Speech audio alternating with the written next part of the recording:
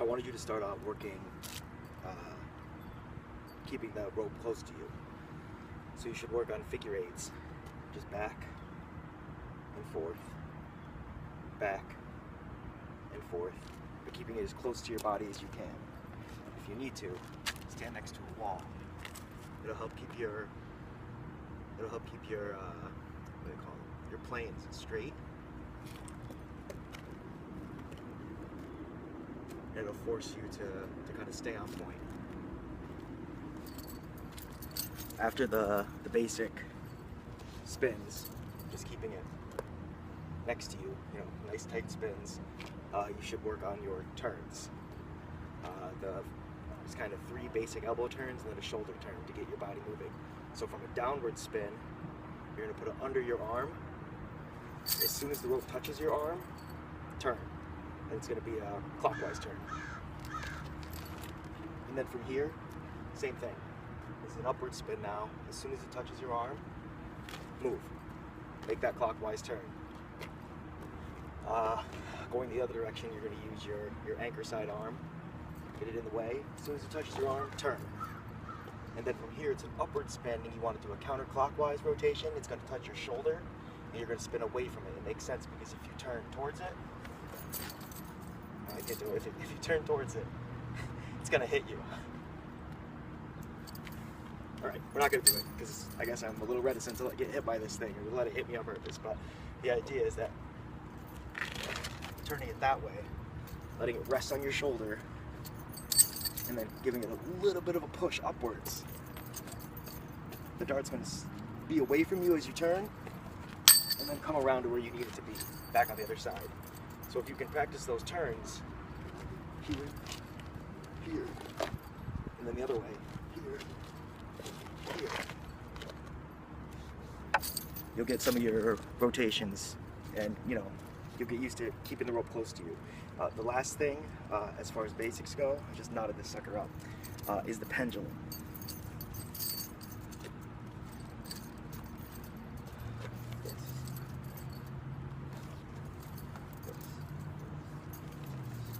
Just keeping it straight. Here, here, here, here, here. It might burn at first. If it's starting to create too much burn, put a little spin in between.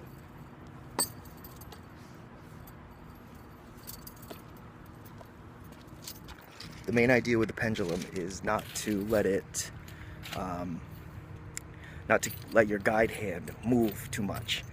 Most of the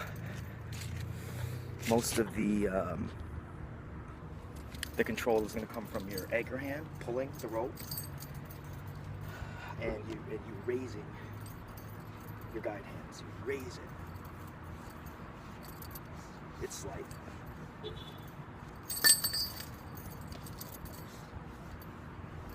But you don't want to move your hand all over the place.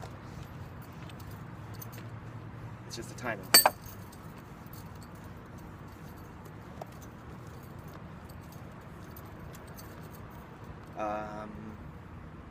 And then just for basic shots, your forward elbow shot, I guess the easiest way to do it is a double wrap. Let it go once, twice, and then once it starts to come around, go once, and once it's about here, release it, and allow it to go forward. Basically what you're doing is you're removing centripetal force. You're stopping that pull of the rope that you have, that control, to keep it in the circle, and letting it just go where it wants to go. It's the same concept for a downward spin. Oh, sorry. The forward elbow shot is done from an upward spin. I'll do it this way too. Once, twice. You can do it from a downward spin, but it's going to go to the rear. Once, twice, out. Upward spin on your anchor elbow. Once around seems to be the easiest. You can do it twice. But you don't need to. Once works. That's going to be just like this. Put your elbow out, like that. Don't lean away from it. This is part of your control. So right now I'm letting it spin pretty close to my face. I let my elbow get in the way, and I do a shot. You can do the reverse, same way, one wrap. And you just want it to be straight, just like everything else, parallel to the ground. They say that your soft weapon should look like a hard weapon. So ideally you want it to look like a spear.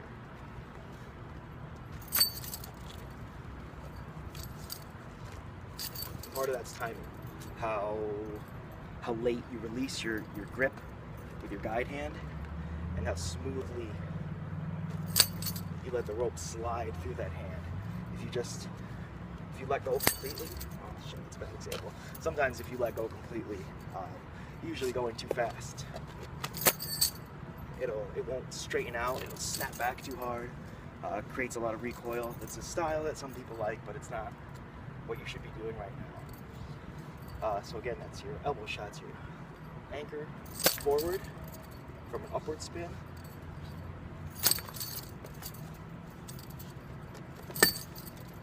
Your guide side backward from a downward spin, single or double. And then your forward from an upward.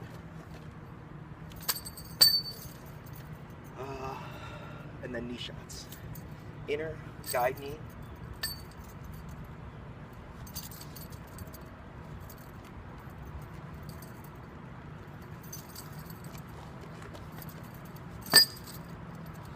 And outer anchor knee.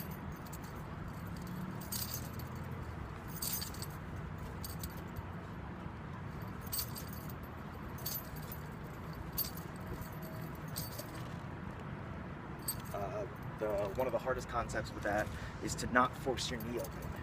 A lot of people want to wrap their knee and then kick out. And yeah, it will force the dart to go out, but you don't want it. You don't want to have to do that every time. You want to find that perfect spot. It's different for every person, where it goes basically over the top of the knee, above the kneecap, around, and then once it gets here, it'll slide off on its own. So I can do this without moving my leg. Every time. And you should be able to too. Both sides.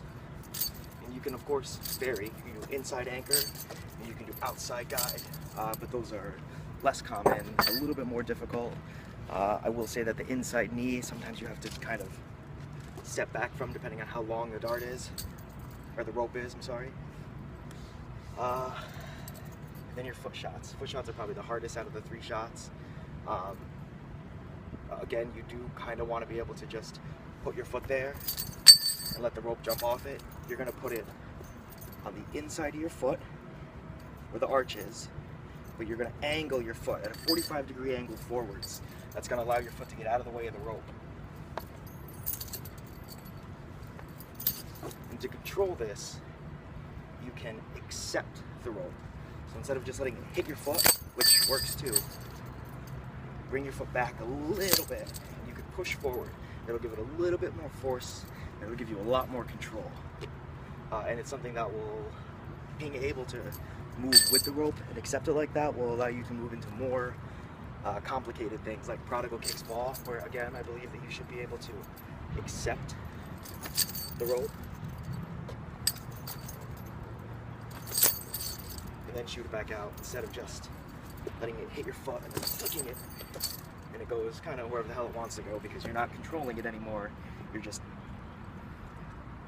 hitting it.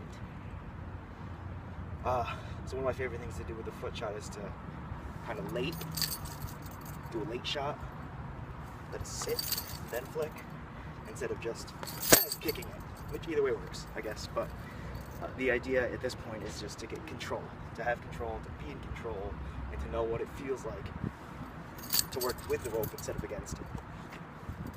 And I did want to give you a wrap, just so you had something to play with.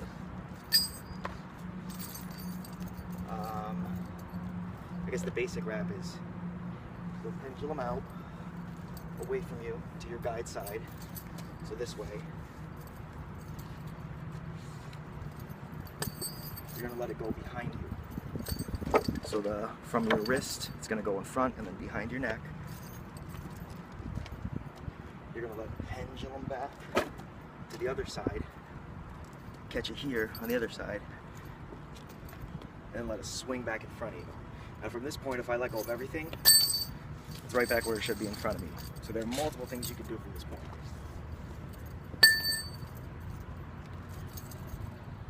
If I was doing it this way,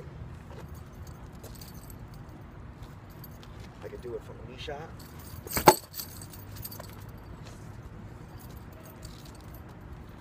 You can do, I got a little bit too much in my knot, but if I have more here from my hand to the dart, I can do an elbow shot.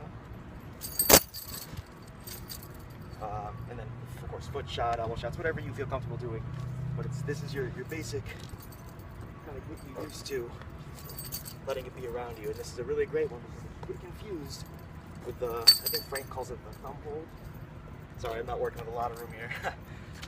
If you get confused with this one, you can always just pull it off your head and it's gone. And that does not work with every rap. I've heard people say that you can do it with anything, but if you do this sucker here, you get confused, there's no lifting this off you. I mean, it was already in its place to release, but there are some that, because they're underneath your elbow, or underneath your armpit rather, you can't lift this off you, it's still there. I know that was quick, and I kind of blazed through it. I'm on my lunch at work, and I wanted to get this out to you because I said I'd do it over the weekend. If there's anything that you need further explanation on, if you want more in the video, if you need better angles, if you need better explanation, let me know. I'll do shorter versions, more specific technique.